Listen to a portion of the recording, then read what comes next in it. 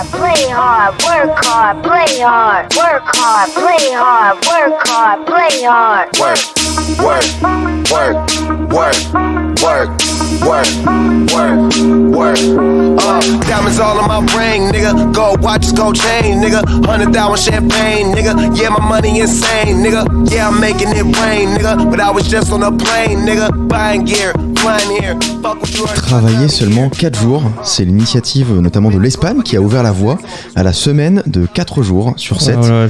Non, déjà il y a trop d'infos, donc ça existe vraiment. Ça existe vraiment, le gouvernement a inscrit dans le projet du budget 2022 les premières dotations aux entreprises qui sauteront le pas pour la semaine de 4 jours. Romain Manuel, ça vous dit quoi de travailler 4 jours seulement dans la semaine ? Eh ben déjà on va bien, merci de demander. Oui, ça je m'en fous. Et ça va ? Et je trouve... Merci, ça va et toi ? Ouais, super.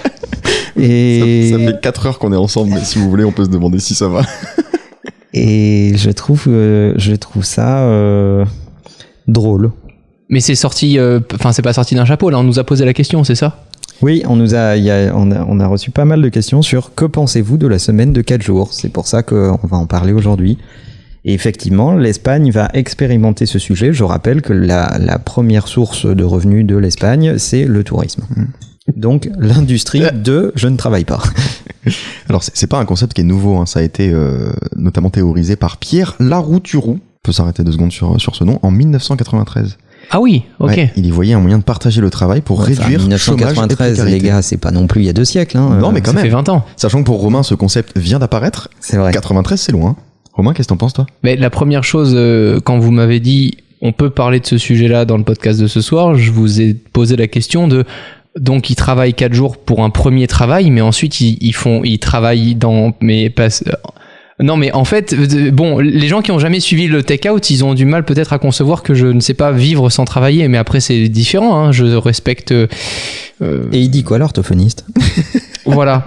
En fait, Romain, le concept est très simple. Plutôt que de travailler 39, 35 heures, etc., le concept c'est de travailler à peu près maximum 32 heures. Mais il y a je comprends qu'il y ait des tâches qui sont peut-être dures, rébarbatives. Enfin, tu vois, on est des enculés de privilégiés, il faut le dire. J'ai du mal à concevoir, mais parce que je n'ai pas un travail laborieux, que des gens attendent à 17h, et on parle là de gens, on est d'accord, qui ont quand même des missions qui sont pas laborieuses. On parle pas, tu vois, des métiers qui sont durs comme les ouvriers, certains... T'as raison de donner la nuance, parce que la pénibilité au travail est un facteur important. Tu finis pas ta vie de la même façon quand t'as fait un travail long et pénible au sens physique du terme, que lorsque tu as été dans un métier de service assis derrière un bureau. Même si je ne veux pas, parce que je sens venir la vague sur Twitter, dévaloriser la pression qu'il peut y avoir psychologique ou le stress. Enfin, on n'est pas fatigué que par le physique, mais enfin, il n'empêche que quand tu es un ouvrier du bâtiment, t'en chies un petit peu plus et ton espérance de vie n'est pas tout à fait la même. Totalement. Que quand tu es un employé de banque, quoi. Et je comprends pour ces postes-là qu'il y ait une réflexion derrière le fait de tu travailles dur pendant une journée, tu te reposes un peu plus que la moyenne pour être plus efficace quand tu reprends le travail, parce que c'est un travail qui est physique. Ça, je le conçois. C'est comme un sportif qui va à la salle de sport, il va pas y aller de 10h à 20h tous les jours s'il a envie de se reposer et d'être performant. Il y a eu des études de fait sur cette question, et l'Espagne a pris cette décision sur la base de data. On va quand même pas insulter la moitié de mes origines, qui démontre notamment que quand tu baisses la productivité d'un jour par rapport à une semaine de 5 jours, la productivité globale des individus ne baisse pas d'une journée, en fait. La réalité, c'est que les gens augmentent leur productivité. C'est la fameuse loi de Parkinson. La loi de Parkinson dit que lorsque tu alloues du temps pour faire quelque chose, la nature humaine a tendance à occuper tout ce temps pour faire ces choses-là. Ouais. Pour résumer ça simplement. Et donc, pas en faire plus. Et donc, la nature humaine n'a pas tendance à se dire « je vais gagner du temps pour être en avance ». Ah, c'est dingue ça. Donc, ah si oui, on donc te si donne t'as 7 heures pour faire quelque chose, c'est quand même très étrange, mais ça va prendre à peu près 7 heures de le faire. Je lisais justement un article d'une entreprise qui parle du fait que ça fait des années qu'ils ont instauré la semaine de 4 jours. Et il dit, je cite, comme dans beaucoup d'entreprises, nous avions remarqué que le vendredi semblait être un jour plus disparate. La fatigue de la semaine amenait à arriver plus tard le matin, à prendre plus de pauses café et à quitter le bureau un peu plus tôt que d'habitude. Au bout du compte, nous n'étions réellement efficaces que 3 à 4 heures le vendredi. Donc, derrière la semaine de 4 jours, il faut pas être dogmatique. La question, finalement, moi je suis pas très favorable à la semaine de 4 jours sur le plan du concept, pas sur le plan des faits. Ce qui me dérange dans la semaine de 4 jours, c'est le concept, c'est de dire travaillons moins parce que le travail c'est l'aliénation, c'est pas un truc choisi, etc., etc. Ça me dérange parce que c'est pas lié à l'époque. On se rend compte qu'aujourd'hui il y a quand même dans nos pays beaucoup de nos individus qui ne travaillent pas par aliénation. Faut arrêter, on n'est plus au Moyen-Âge, quoi. Les microbes font pas 30 cm. Donc, Ça veut dire quoi, aliénation? Bon, Léo, aide-moi, s'il te plaît. En gros, le travail, c'est le diable. D'accord. Oui, tu es inféodé à ton travail, si tu préfères. Oui, mais après, on est quand même entouré de beaucoup plus de feignasses qu'à l'époque. Enfin, moi, au Moyen-Âge, on les tuait, hein. Ouais, voilà. Mais je veux dire, même mon grand-père, hein, pour remonter à il y a pas si longtemps que ça. Il est pas du Moyen-Âge. Non, mais il se bougeait pas le cul. T'étais vite en dessous de la moyenne et tu le comprenais, quoi. On va dire que les gens n'étaient pas tous traités de la même manière aujourd'hui. Que tu foutes rien ou que tu foutes beaucoup, t'es quand même à peu près traité dans la société. Ça, c'est encore un autre sujet. Je vais essayer de finir mon raisonnement d'abord. Donc, sur le plan du concept, ça me pose un problème parce que je trouve que ça n'est pas une bonne valeur que de dire aux gens le travail est une forme de danger. C'est Romain qui couine, hein, il a des problèmes de genoux. Donc ne vous inquiétez pas. Hein. Ton travail est trop physique, tu vois, Romain. Voilà. Tu devrais travailler 4 jours. Par contre, sur le plan des faits, ça ne me pose aucun problème d'employer aujourd'hui quelqu'un dans mes équipes 5 jours et qu'il n'en travaille que 4. Personnellement, Du moment qu'il accomplit sa mission. Exactement. Et d'ailleurs, il y a une grande hypocrisie derrière cette affaire. Parce que nous, en France, on a un rapport au temps de travail qui, historiquement, est quand même assez contrarié. J'en voudrais à peu près pour l'éternité à Martine Aubry, qui a amené les 35 heures ici. Donc on est en train de dire que nous, on travaille 35 heures sur 5 jours. C'est ça la réglementation en France. En Espagne, que tu as cité, Léo, ils vont travailler 32 heures sur 4 jours. Donc ils font des journées de 8 heures. Et je suis persuadé que leur productivité sera meilleure. Il n'y a que 3 heures d'écart, 3 heures de travail d'écart et une journée de leisure time en plus. Est-ce que la vraie question, c'est pas celle de la productivité plus que celle du temps de travail ? Complètement. Et moi, ce qui m'inquiète, et il faut y aller quand même pour que je sois inquiet par le manque de travail, c'est que c'était déjà un débat et on a déjà baissé le temps de travail à 35 heures.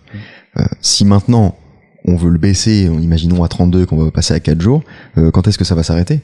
Parce que quand on sera habitué à travailler 4 jours, 32 heures, est-ce qu'on va pas dire au bout d'un moment, quand même, faudrait peut-être passer à 29 ?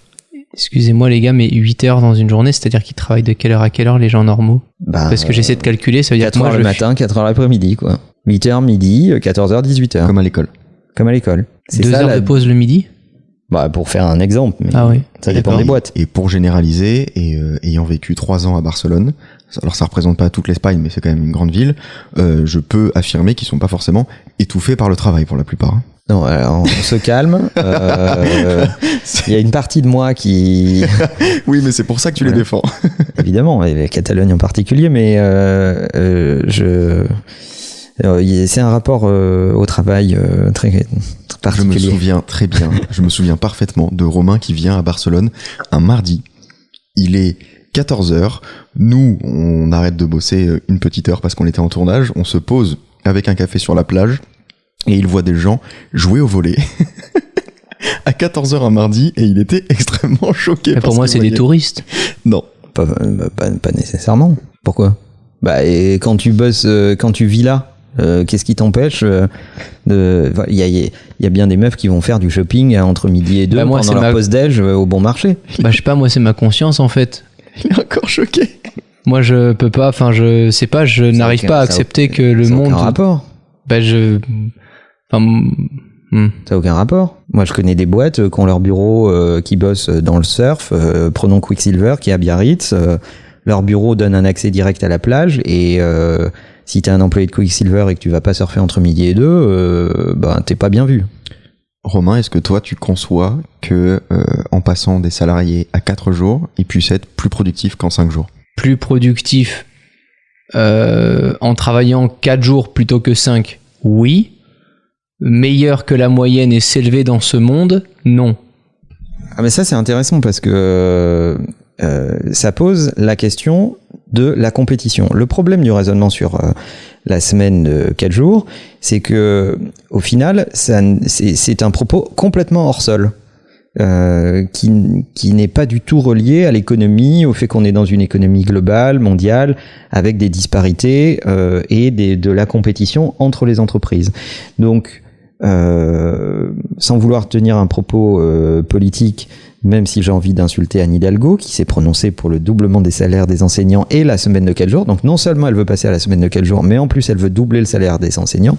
Avec quel argent ? Vraisemblablement avec le nôtre. C'est ça qui me pose le plus de problèmes, parce que si c'était sur le sien perso, moi ça ne me poserait aucun problème. Mais bon, bref, ça, pour revenir au propos, c'est un raisonnement qui est complètement déconnecté de la réalité, parce que les entreprises sont en compétition les unes avec les autres, et il y a des entreprises quelque part dans le monde qui travaillent plus, qui fournissent plus de travail. La compétition va à une certaine vitesse, et quand tu n'as pas la liberté de produire plus de travail dans un laps de temps court pour être compétitif et pour fabriquer de la valeur et ensuite la distribuer, eh bien, tu ne te donnes aucune chance de faire émerger des champions. Et d'ailleurs, à ce propos, Elon Musk avait fait un tweet pour dire « on ne change pas le monde en 40 heures par semaine ». Alors il s'était fait troller comme pas permis dans les réponses, mais ce qu'il voulait dire, c'est que quand comme lui, on s'attaque à de l'innovation fondamentale, à faire changer les choses en un laps de temps record, ça ne peut pas se faire en limitant la durée du temps de travail. Alors justement, tu parlais de compétitivité, c'est intéressant parce que l'Espagne, avec cette mesure, prétend améliorer la compétitivité des entreprises. Pour eux, ils vont vraiment gagner en productivité.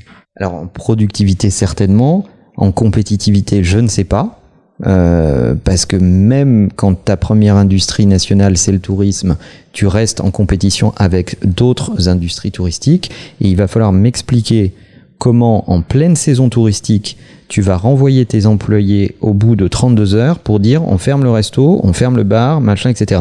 Ça c'est une vieille théorie socialo-communiste qui pense que le travail, c'est comme un gâteau qu'on peut faire grandir à l'infini. C'est-à-dire qu'à un moment, quand il n'y a plus assez de travail, eh ben on donne des plus petites parts à plus de personnes. Donc il y a cette théorie-là, et il y a une théorie plus libérale, dans laquelle moi je me retrouve, mais je ne demande pas à tout le monde de s'y retrouver, hein, je donne juste mon point de vue, qui dit que la meilleure façon de donner la part de gâteau qui convient à chacun, c'est d'apprendre à faire des gâteaux. Bah justement, ça pose la question de quels secteurs peuvent se retrouver dans cette semaine de 4 jours. Tu parlais du tourisme, c'est impossible qu'ils se retrouvent dans ce calendrier-là. En fait, moi, ce qui me gêne, c'est que dans ce raisonnement-là, j'ai l'impression que les gens vont devoir du coup trouver ça normal de gagner, d'obtenir sans avoir mal, ou même en ayant encore moins mal qu'avant, puisque le raisonnement du le vendredi je bosse que 3-4 heures, bah c'est toujours mieux de bosser 3-4 heures. Mais attention, Romain, il faut faire l'effort de se mettre dans la psychologie d'un salarié. C'est-à-dire qu'ici on parle de la semaine de 4 jours, on parle de salarié. Toi tu raisonnes avec un mindset d'entrepreneur. Évidemment qu'un entrepreneur par définition il a choisi de ne pas avoir un rapport au temps passé. Lui, il choisit le projet, la mission, le défi, la vitesse, etc. Un entrepreneur, il raisonne pas sur le temps qu'il passe au travail, puisqu'il préside à son destin. Oui, mais pour moi, un salarié, il troque son temps, son savoir-faire contre de l'argent. Donc, mais il y a bien des boîtes où ça va plus loin que ça. C'est-à-dire? Il y a des objectifs, il y a des bonus. Tu peux aussi, toi, quand tu rentres chez toi, t'intéresser au sujet. Il y a des salariés aujourd'hui qui pourraient rentrer chez eux et travailler sur qu'est-ce que sont les crypto-monnaies. Pour éviter d'être perdu à 50 balais. Heureusement, c'est ce qui fait la différence entre ceux qui progressent plus vite que d'autres, ceux qui touchent leur bonus ou ceux qui sont intéressés aux résultats de l'entreprise. C'est pour ça que certains ont des stock options, c'est pour ça que certains, en France en particulier, il y a cette loi sur l'intéressement des salariés, etc., etc. C'est parce qu'on essaye de trouver des mécanismes compensatoires pour récompenser les résultats et ceux qui s'impliquent le plus. Alors là où je me rend bien compte que seul le temps de travail ne suffit pas à motiver les gens. En fait, c'est surtout que peut-être que là où je me suis mal exprimé, c'est que j'arrive pas à concevoir qu'un être humain arrive chez lui le jeudi soir et se laisse vivre et profite de la même ère que nous pour être là et se laisser vivre jusqu'à la fin de sa vie en se disant que les 24 prochaines heures, s'il passe sa journée sur Netflix, c'est bien. En fait, j'arrive pas à concevoir que tu puisses vivre comme ça. Alors cet argument, il m'intéresse. Pardon Léo, qui lève le doigt depuis une minute. Cet argument, il m'intéresse. Et il tombe à point nommé. Parce que ceux qui défendent la semaine de 4 jours l'emballent dans de l'écologie. Alors il y a un argument DataFact très clair qui dit qu'en passant à la semaine de 4 jours, on diminue grosso modo de 1% son empreinte écologique et qu'en l'étendant, on a un impact qui est assez fort.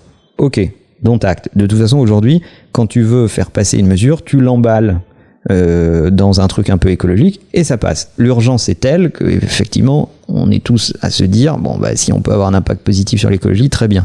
De là à prendre des décisions complètement cons, ça c'est un autre débat. Mais si c'est passé à la semaine de 4 jours pour rentrer chez toi, regarder Netflix qui consomme une énergie folle, ou prendre l'avion pour aller passer un petit week-end prolongé. Exactement. Je veux dire, elle a bon dos l'écologie, quoi. Donc on va dire, tu vois, je suis ok sur le fait de faire une semaine de produire une semaine de 4 jours dans mon travail. Si en rentrant chez moi, ça me permet d'être plus ouvert d'esprit, d'avoir plus de connaissances, d'apprendre, de pouvoir lire, de pouvoir faire des choses que je peux pas me permettre de faire au travail, mais pour pouvoir m'immiscer, c'est ça, un peu plus haut. Non, c'est pas ça. Non, t'élever peut-être. C'est profiter d'un temps qui est plus libre pour apprendre différentes choses et acquérir de la connaissance. Pour moi, ça c'est pas le sujet, c'est sur un plan purement personnel. Là, si on parle vraiment de salariat, tout ce qui compte, c'est qu'ils fassent leurs heures et qu'ils rendent leurs objectifs. Toi, je sais ce qui te dérange, c'est que t'as une mentalité vraiment d'entrepreneur. Si un samedi après-midi t'as un call qui s'annule, tu vas pas te dire yes, du coup j'ai 1 heure pour jouer à FIFA, tu vas faire autre chose de cette heure-là. Les gens réfléchissent pas forcément tous comme ça. Et en fait, ce qui toi te dérange, c'est que même si un salarié est capable de faire la mission que tu lui as donnée en 4 jours, tu vas te dire cool, le 5e jour est une opportunité pour avancer sur une autre mission. C'est ça qui t'embête, je pense, Romain. Oui, c'est de me dire que du moment où t'as le raisonnement de ça me suffit, c'est pour moi la vraie bêtise. C'est le fait de te dire j'ai fait, je vais pas chercher à faire mieux, pas à faire plus, pas à créer quelque chose, pas à proposer quelque chose. Non, on m'a mis ça, bon. Mais si finalement tu te rends compte et on te prouve par A plus B, par des chiffres, qu'à long terme, ton salarié est plus productif en travaillant que 4 jours, est-ce que tu serais OK avec le projet ? Oui, mais pour que ça aide la race humaine à faire plus de choses et d'une meilleure manière. Si ça peut permettre aux humains d'avoir plus de temps pour apprendre plus de choses et élever tous les projets actuels, oui. Si c'est pour que tous les êtres humains, le vendredi, se dorent la pilule devant le soleil et bronze, ça m'emmerde. Je me dis qu'en fait, on va prendre la même ressource énergétique dans ce monde-là pour faire un truc qui finalement sert à rien pendant une journée de la semaine. Et on revient à une forme d'essentialisme, c'est est-ce que l'humain ne choisit pas toujours la facilité ? Et en fait, c'est bien ça au fond le sujet. C'est-à-dire que c'est super d'avoir du temps libre en plus, et il est nécessaire de s'oxygéner, se cultiver, se bien distraire, socialiser, etc. à des doses différentes en fonction des individus. Très bien. Mais il n'empêche que, par nature, les êtres humains prennent souvent la facilité et vont utiliser le temps qu'ils ont de libre pour plutôt ne rien foutre que faire quelque chose de productif, en majorité. Donc ce qui vous embête, c'est pas tellement ce que la personne n'apporte pas à sa société, mais à la société. Oui, absolument. Ouais. Absolument. Ouais, du moment où elle réalise les missions en temps donné, où elle fait la même chose moi ça me va très bien, hein, même une semaine de 2 jours, hein, si les gens sont super productifs jour et nuit et qu'ils veulent arrêter de bosser le mardi soir pour faire autre chose, si à la fin de la fin ils ont produit la même chose qu'en 5 jours, super, c'est des super-héros quoi. Pour vous donner un témoignage, objectivement, alors on est obligé chez Imakina en fonction des pays dans lesquels on est évidemment de respecter scrupuleusement le droit du travail dans chaque pays, la durée légale du travail dans chaque pays, etc. Mais c'est particulièrement pénible parce que le raisonnement et la culture de la boîte, c'est pas celui-là. La réalité, c'est qu'on dit ok, bon, très bien, il y a un temps de travail à respecter et on va faire en sorte qu'il soit respecté. Mais si tu as fini ton boulot avant, personne va aller vérifier si tu as fait ton taf en 3 jours ou en 2 jours ou en 5 jours. Mais c'est ce qui fait que d'ailleurs t'as plein d'employés passionnés qui de leur plein gré font plus. Parce qu'on fait pas du micromanagement et parce qu'on les emmerde pas pour savoir si à 15h ils ont chez le dentiste. Donc est-ce que le fond du problème c'est pas plutôt justement le management qui est tellement mauvais que finalement t'es obligé d'appliquer par la loi à monsieur X qui ne sait pas gérer sa boîte? Non mais qu'il y ait une durée légale du temps de travail évidemment. On n'est plus à l'esclavagisme. Bien sûr. Donc il y a une durée légale du temps de travail, évidemment qu'il en faut une. Déjà à 35 heures dans la compétition mondiale, on n'est quand même pas très bien doté en France. Parce que la majorité des pays dans le monde occidentalisé travaillent plutôt 40 que 35. D'ailleurs, c'est une véritable hypocrisie parce qu'on dit que la durée légale du temps de travail c'est 35 heures, sauf que dès que tu es cadre, la véritable durée du travail c'est 218 jours par an et on se fout un peu de savoir si tu fais 35 heures ou pas. Et donc, je rentre pas dans les subtilités légales là maintenant parce que évidemment qu'il y a des durées hebdomadaires à ne pas dépasser, évidemment qu'il y a des temps de repos obligatoires, que tu peux pas faire travailler les gens 7 jours sur 7, voilà. Mais il n'empêche que quand tu es un cadre, tu es ce qu'on appelle annualisé et tu as un nombre de jours à travailler par an et après tu gères, on considère, tu es réputé savoir gérer ton temps. Donc si t'as fini tes 218 jours en octobre et que t'es en vacances en novembre ou en décembre, voilà, c'est comme ça que ça va se passer. Alors ça peut poser un problème dans les boîtes parce que évidemment quand tu emploies quelqu'un, c'est pas pour qu'il te tombe ces 218 jours en 6 mois et que ils sont en vacances 6 mois, sinon t'as un vrai problème. Mais t'as un problème à la base sur l'équilibre de la charge et le fait de faire travailler des gens et que vraisemblablement il faudrait que t'embauches un peu plus si tu en es là. Mais moi je suis systématiquement pour le fait de ne pas infantiliser les relations.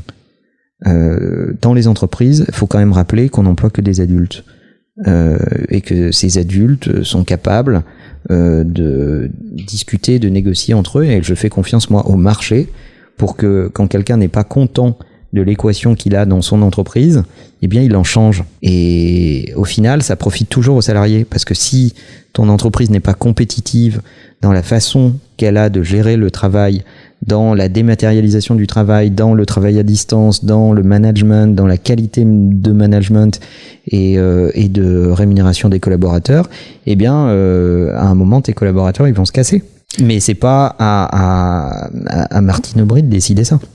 Ce qui m'embête un peu là-dedans, c'est que j'ai l'impression d'être à l'école quand il y avait un prof absent ou quand il y avait une nouvelle règle, que j'avais un nouveau planning et que je me rendais compte que le mardi je commençais qu'à 10h et on était tous super contents.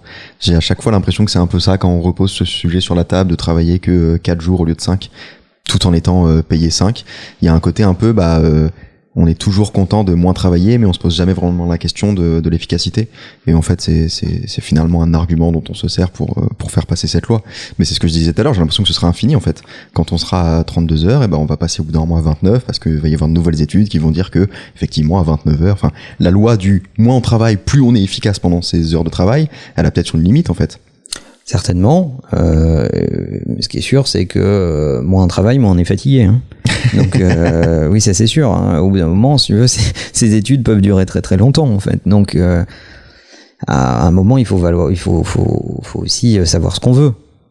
Si on veut des entreprises leaders dans leur secteur, championnes dans leur industrie, etc. À un moment, il ne faut pas les encombrer d'un cadre juridique et social qui les empêche de travailler. Mais c'est surtout le timing qui est assez étrange. On sort d'une crise économique, on en prévoit une qui va quand même être compliquée, et on se pose maintenant la question de travailler moins. Oui, et puis à l'échelle de l'Europe, on ne cesse de dire que notre nos plus grands adversaires à l'échelle de l'Europe, ce sont la Chine et les États-Unis, et ces deux nations n'ont absolument pas le même rapport au temps de travail.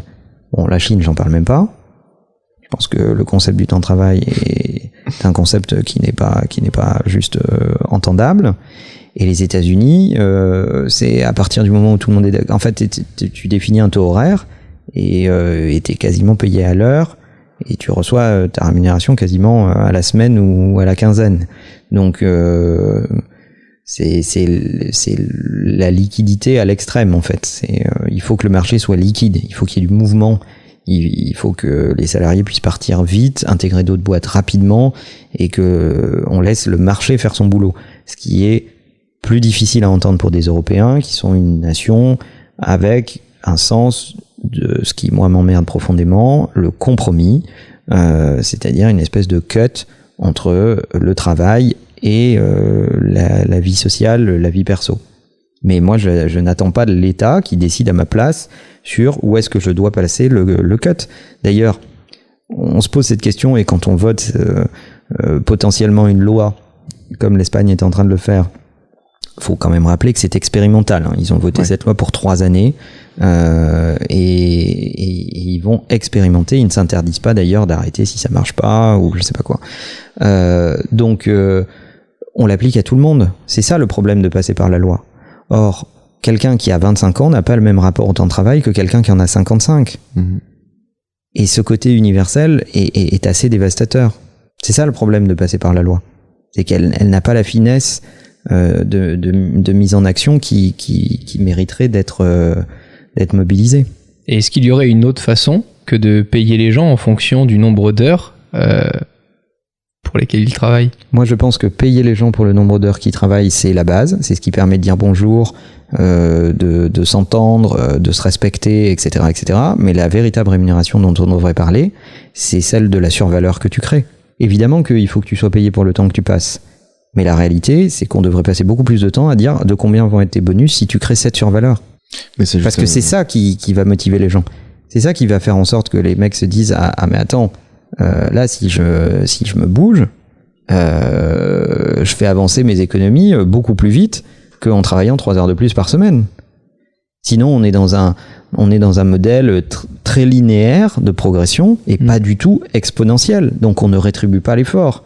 Donc on va vite vers une société où l'effort n'est pas récompensé. Et à force de faire ça, on crée une société de l'entertainment en fait, mais pas une société du travail, pas une société de l'innovation, pas une société de l'effort. C'est ce que je disais tout à l'heure par rapport à l'école, c'est un contrat de présence en fait. Peu importe la boîte dans laquelle tu vas, tout ce que tu vas négocier c'est ton taux horaire, mais pas ce que tu vas apporter à la société, alors qu'aujourd'hui tu devrais plutôt choisir la société vers laquelle tu pourras avoir le plus d'effet de levier. En te disant, même si je suis moins bien payé à l'heure sur celle-ci, il y a tellement de possibilités, j'ai tellement d'idées pour la faire grandir, qu'en allant chez eux, je peux faire un x10. Et c'est ce que les startups ont bien compris. C'est-à-dire, je rappelle, le modèle de fonctionnement des startups, c'est que elles ont besoin de compétences, le temps de trouver leur modèle économique. Ces compétences, souvent, elles coûtent cher. Les startups, démarrant leur histoire d'entreprise, n'ont pas toujours les moyens pour payer ces compétences à leur juste valeur, même si elles ont levé de l'argent, etc., etc. Donc du coup, pour les key people, ce qu'ils proposent, c'est de les payer en salaire, mais en dessous de la véritable valeur du marché, et de les payer aussi en stock option, ou en equity, en fait, en part de la boîte, pour que, si la boîte fonctionne, ils aient un effet de levier très fort. Ces gens-là qui ont accepté d'être payés moins cher que leur valeur réelle. Et ça crée normalement chez le management une attitude beaucoup plus entrepreneuriale. Donc c'est vertueux. Parce qu'en plus, il n'y a pas que les fondateurs qui se retrouvent entrepreneurs, mais le management se retrouve aussi dans une logique entrepreneuriale. Donc ça crée un élan. Et toi Manuel, demain, la France adopte un plan similaire à l'Espagne pour une semaine de 4 jours sur base de 32 heures. Oui. Tu l'adoptes? Alors je vais en Espagne en vacances pour y réfléchir. Je constate que c'est le bordel. Je rentre et je ne l'adopte pas. Ça serait Enfin, évidemment qu'on respectera la loi. Si c'est la loi, c'est la loi. Mais là, pour le coup, c'est pas encore la loi. C'est juste qu'ils aident les entreprises qui l'entreprennent. Ouais, mais j'ai pas bien compris ta question. Est-ce que ta question c'est si la France vote cette loi, est-ce qu'on va la mettre en œuvre? Pas C'est ça encore ta question? S'ils lancent un plan d'aide pour les entreprises, Oui. une phase de test, Oui. est-ce que toi, tu en feras partie? Non. Donc t'es pas du tout favorable à ce projet. Je suis pas du tout favorable à ce projet. Je suis pas du tout favorable au fait qu'on nous dise combien de temps on doit travailler. Je suis favorable à la discussion avec nos équipes dans chacun des pays. Et je suis favorable au fait que les équipes savent pourquoi elles travaillent et qu'est-ce qu'il y a au bout comme possible récompense de leur travail. Et je suis favorable au fait qu'on rétribue les gens en fonction de l'impact qu'ils ont, plus que le temps qui passe. Mais ça, c'est valable pour certaines industries. Tu prends une personne qui est caissière à Carrefour, comment tu valorises tous les propos qu'on vient de mettre là? Tu peux pas donner de stock option Carrefour à une caissière. Comment tu fais en fait? Il y a des entreprises qui adaptent un modèle coopératif en fait, et où l'ensemble des salariés se retrouvent micro-actionnaires de la structure, etc. Alors ça n'empêche pas qu'il y a des problèmes managériaux et qu'il faut aligner les gens, mais c'est vrai par contre que c'est plus facile à faire dans l'industrie des services comme la nôtre, où on vend nos idées, notre jus de cerveau, pour faire simple, que du temps de présence. D'ailleurs, on l'a bien vu dans la crise du Covid, il y avait une inégalité sans nom qui s'est installée entre les professions qui étaient télétravaillables et celles qui ne l'étaient pas. Si t'es chauffeur Uber ou livreur, tu peux pas télétravailler. Si tu bosses dans une boîte comme Imakina, tu peux télétravailler. Donc oui, il y a une forme d'inégalité, mais c'est très bien. La vie, ça pique, et la vie, c'est injuste. Et il faut l'expliquer le plus tôt possible aux gens. Dans la ville, il y a des cactus. Oui. C'est ça que tu veux dire? Jacques, une belle ref. Et donc, c'est pour ça qu'il faut l'expliquer aux enfants et qu'ils comprennent la nécessité de réussir d'assumer leur choix et de réussir leur trajectoire. Je parle pas forcément du fait de réussir à l'école. Je parle du fait que le plus tôt possible, on explique aux plus jeunes que leurs choix auront des conséquences et qu'il va falloir les assumer. Et si tu décides de ne rien foutre, d'être un glandeur, il y a quand même de fortes chances que le karma fasse en sorte que ta vie soit plus compliquée que ceux qui se sont un tout petit peu cassé le cul et ont pris des risques. Ben voilà, c'est un truc qu'on doit inculquer à tous les enfants. Quelque chose de plus terre à terre qui m'a... Pourquoi c'est pas terre à terre? Si, mais encore quelque chose de pertinent. Encore plus terre à terre. Ferme ta gueule. Vas-y, le cartésien de l'équipe. Ça m'a toujours étonné les restaurateurs qui mutualisaient les pourboires. Je suis complètement contre le fait de... Alors c'est mignon, mais tu vas nous dire tout ce qui te passe par la tête, Romain, ou tout ce qui te dérange dans la vie? Non, mais ce podcast va être long. Par rapport à la... C'est assis ou debout? À la motivation, on parlait d'individualiser, et dans certains domaines, ils mutualisent. Et moi, j'avais juste envie de le partager. Je suis plutôt pour l'individualisation et le fait que si toi tu produis des résultats, ben, tu les vois directement pour ta gueule plutôt que tu les produises pour l'équipe. Oui, mais quand tu donnes un pourboire, c'est pas forcément pour le service, c'est peut-être aussi pour ce que t'as bouffé. Tu sais pas quelle est la raison derrière. Ou alors il faudrait remplir une fiche qui dit pourquoi tu donnes un pourboire. C'est ça. La réalité, c'est que nous, on a testé plein de modèles et en fait, systématiquement, tous les bonus qu'on donne, tu as 50% de ton bonus qui dépend de critères individuels et 50% de ton bonus qui dépend de critères collectifs. Ben voilà, c'est ce que je voulais entendre. C'est pour ça que c'était pertinent. Voilà ce que je disais, les gars. Je vous emmerde. Non, il n'y a pas de problème. On arrive à transformer des questions complètement Merci. En truc intelligent. Je vous emmerde. Et si tu crées que du critère individuel, il n'y a pas d'esprit d'équipe et tu vas avoir des mecs qui se tirent la bourre dans tes équipes. Et si tu crées que des critères collectifs, bah t'en as quelques-uns qui vont ramer et les mecs qui font moyennement leur boulot et ceux qui font pas très bien leur boulot auront les mêmes résultats que les autres. Donc en fait, nous, ce qu'on fait et qu'on assume, c'est que lorsque tu es rémunéré, tu as ta rémunération fixe. Bon, ça c'est pour le temps que tu passes chez nous à travailler. Si tu es pas bon, on te vire. Si t'es bon, on te garde. Voilà, ça c'est ça l'équation sur la rémunération. Jusque là, fixe. c'est normal. Ça ouais. pourrait être le slogan de la boîte. Oui, bah, j'assume pleinement. Hein. Et je me sens pas la vocation d'employer des gens pour qu'ils soient mauvais. Je veux dire, pour ça, il y a la fonction publique. Donc, D'ailleurs, je parle pas des hautes fonctions de l'État. D'ailleurs, en ce moment, on est en train de dire que il faudrait peut-être forcer la municipalité de Anne Hidalgo à adopter les 35 heures, mais pas parce qu'ils en font trop, parce qu'ils en font pas assez. Voilà, je voulais juste le placer parce que sinon mon père m'en voudra beaucoup si j'en parle pas. Et on va encore se choper des commentaires en disant qu'on est un podcast de jeunes macroniens, les cheveux dans le vent. J'ai vu qu'il y avait des gens qui disaient ça. Et ensuite, tes bonus vont dépendre de tes actions individuelles, mais aussi des actions collectives pour que tu ne deviennes pas un vrai connard. Mhm. Et ensuite, ces critères sont établis chaque année. Et pour les mecs qui sont assez individualistes, on va leur mettre des critères de travail en équipe. Et pour les mecs qui sont plutôt collectifs, mais qui sont pas trop individualistes, on va un peu forcer les critères individualistes.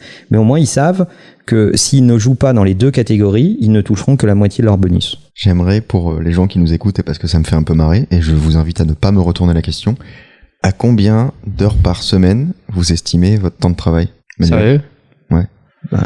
Vas-y, Romain, je sais 7, pas. 8, 9, 10, 11, 12. Romain travaille 14 heures. 1, 2, 3, Il est en train de compter sur ses doigts là. 6, 7, 8, 9. Je suis à 20 heures par jour. Non, Quoi? non, pardon. Attends, je refais. Je suis à Tu n'as que 10 doigts, 25 heures Romain. par Je jour. commence à 7 heures du mat. Donc 8, ça fait 1 heure. 8, 9, De 10, 7h à 11, quelle heure? 12. De 7h à quelle heure? De 7h à midi. Oui, Ok. oui. Et de 13h à 20h. C'est une Oui. moyenne. Après, je travaille un peu plus, un peu moins, voilà. Bah, c'est pas très compliqué. Ça fait combien? Bah, de 7h à midi, t'as 5 heures. Oui, Et de 13h à combien? à 20h. 7 heures. 7 heures. Ok. Et ça, c'est... Ça fait 12 heures par jour. Tu travailles 5 jours par semaine. Tes week-ends, en général, tu les protèges pour tes trucs à toi. Je fais une matinée et une après-midi un week-end. Donc je fais une journée en fait sur deux un week-end en cumulé. C'est-à-dire que le samedi matin Donc, je tu travaille. travailles Et... grosso modo 60 heures par semaine. 60-65 heures. Ah oui quand même. C'est 30 de plus que les gens qui sont à 35 heures, tu vois. Ça met en perspective. Ouais mais en même temps plus je bosse plus j'apprends de choses et plus je suis libre de faire plein de choses qui me plaisent parce que je peux... Et tu as 25 ans. Oui. Voilà. Et donc toi, Manuel, t'es à 22 heures par jour, c'est ça? Non. Je travaille pas 22 heures par jour. Mais je travaille beaucoup. T'es à 70 heures par semaine. À peu près, t'es un peu plus que moi quand même. Oui, je pense. Déjà, je travaille 7 jours. Je travaille pas 5 jours.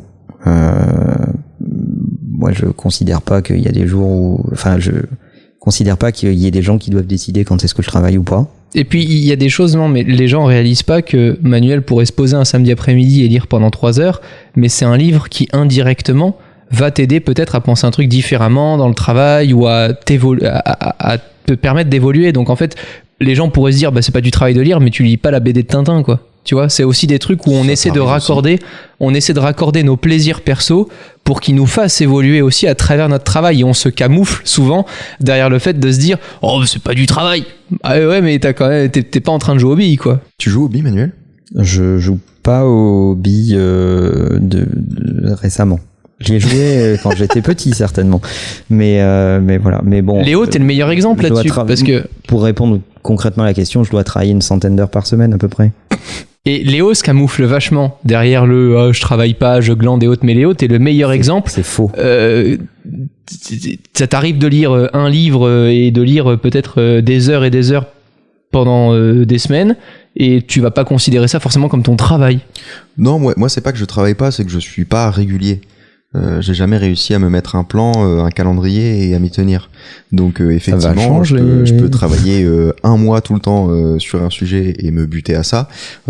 Et la semaine d'après va pas du tout ressembler à la même chose. Quand tu considères que tu ne travailles pas, est-ce que tu fais quelque chose d'inutile ou est-ce que tu fais quelque chose qui t'apporte quelque chose psychologiquement et qui va t'aider quoi qu'il en soit, toi, à t'élever? Bah, en fait, moi je considère que je travaille pas à partir du moment où mon projet avance pas matériellement.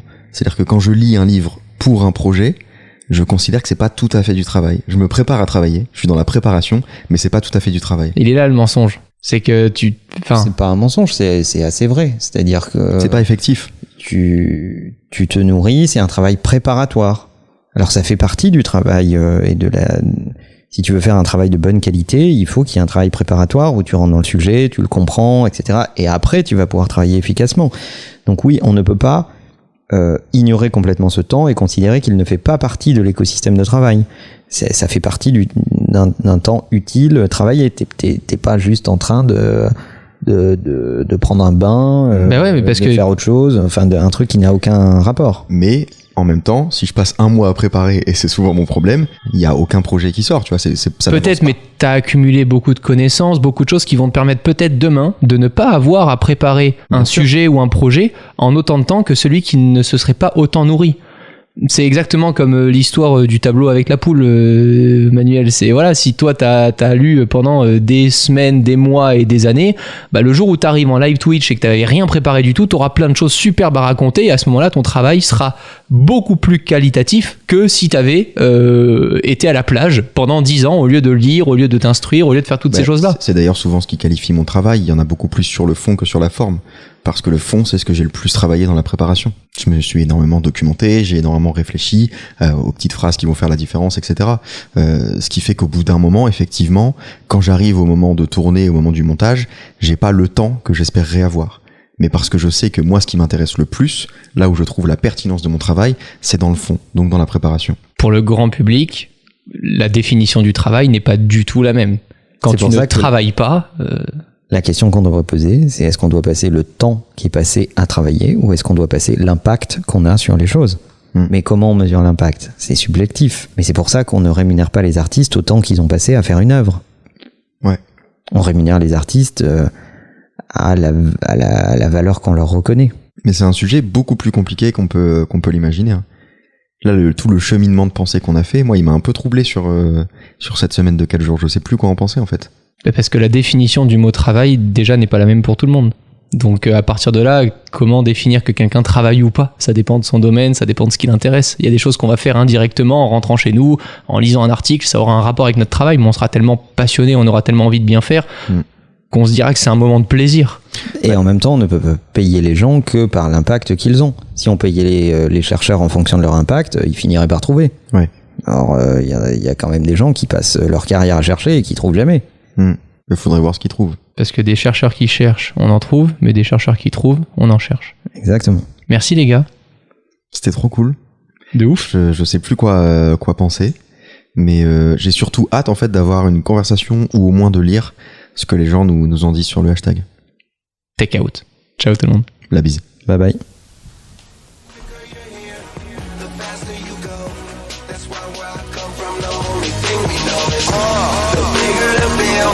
The harder you fall, well I'm throwing mine, cause my money long. The quicker you're here, the faster you go. That's why where I come from, the only thing we know is Play hard, work hard, play hard, work hard, play hard, work hard, play hard.